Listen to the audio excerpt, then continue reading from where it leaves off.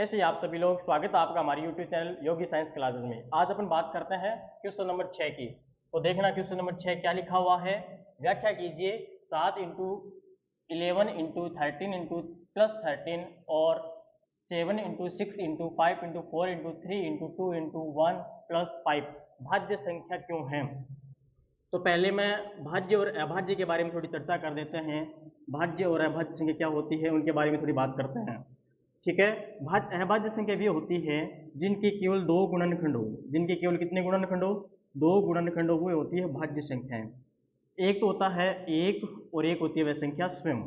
जिसके दो गुणनखंड होते हैं, एक तो होता है एक और एक होती है वह संख्या स्वयं। जैसे अपन चर्चा करते हैं दो के केवल एक और दो ही गुणनखंड है, इसके अलावा कोई गुणनखंड नहीं है। तीन है, तीन के एक और तीन ही गुणनखंड, इसके अलावा कोई गुणनखंड नहीं है। पाँच है, पाँच का एक और पाँच ही गुणनखंड, इसके अलावा कोई गुणनखंड नहीं है। जैसे सात है, सात में एक और सात ही गुणनखंड, इसके अलावा कोई गुणनखंड नहीं है। ठीक है। तो ये होगी भाज्य संख्या। ये इसकी एक और डेफिनेशन की बात करें, दूसरी डेफिनेशन ये है कि वे संख्या जिसमें एक और स्वयं के अलावा किसी अन्य संख्या का भाग नहीं जाए, ये होती है अभाज्य संख्या।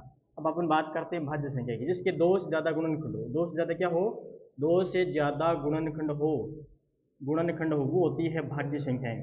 ठीक है। जैसे चार है, चार के फैक्टर होते हैं एक, दो और चार, तो ये कौन सी हो जाएगी, भाज्य संख्या हो जाएगी। पाँच तो उसमें आ गई छः, एक, तीन और छः, इसके ये फैक्टर होते हैं एक, तीन और छः। इसमें एक का भाग चार में एक का भाग जाता है, दो का जाता है और चार का भाग जाता है, इसलिए चार क्या हो जाएगी, भाज्य संख्या हो जाएगी। सबसे छोटी सबसे छोटी अभाज्य संख्या तो क्या होती है, सबसे छोटी अभाज्य संख्या तो होती है दो, और सबसे छोटी भाज्य संख्या होती है चार। क्या होती है, चार। बात आती है एक की, एक जो है न तो भाज्य और न ही अभाज्य, न भाज्य होगी और न ही क्या होगी। ध्यान दें आप लोग, इसमें कुछ कॉमन आ रहा है। कॉमन क्या आ रहा है, 13। 13 इसमें से कॉमन ले लिया, अंदर क्या बचेगा, 7 गुणा 11, यहाँ से 13 बाहर आ गया, क्या बच गया यहाँ 13। यहाँ पे 7 इंटू 11, 13 बाहर आ गया, या क्या बच गया, एक। क्या बच गया, एक। यहाँ बच गया एक।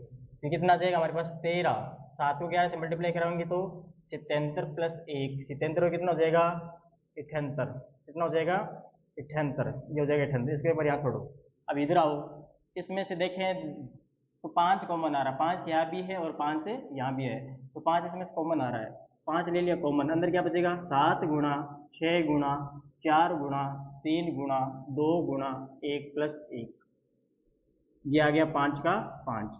अब इन सबको अपन मल्टीप्लाई करवाते हैं, यहाँ से लेकर यहाँ तक को मल्टीप्लाई करवाते हैं, तो आता है 1008 और प्लस का 1, ये कितना हो जाएगा हमारे पास, 5 गुणा 1009।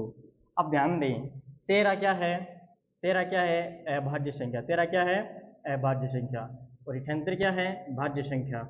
इधर 5 क्या है, अभाज्य संख्या, और 1009 क्या है, भाज्य संख्या। अब अभाज्य और भाज्य, अभाज्य को भाज्य से गुणा करवाएंगे तो ओवरऑल हमारे पास कौन सी संख्या आएगी, अभाज्य संख्या आएगी। क्यों, इसका एक गुणनखंड ये हो गया, इसके बहुत सारे गुणनखंड होंगे। अभाज्य संख्या भी होती है जिसका केवल एक और वह संख्या स्वयं गुणनखंड हो। लेकिन यहाँ देखो, एक तो 13 गुणनखंड आ गया,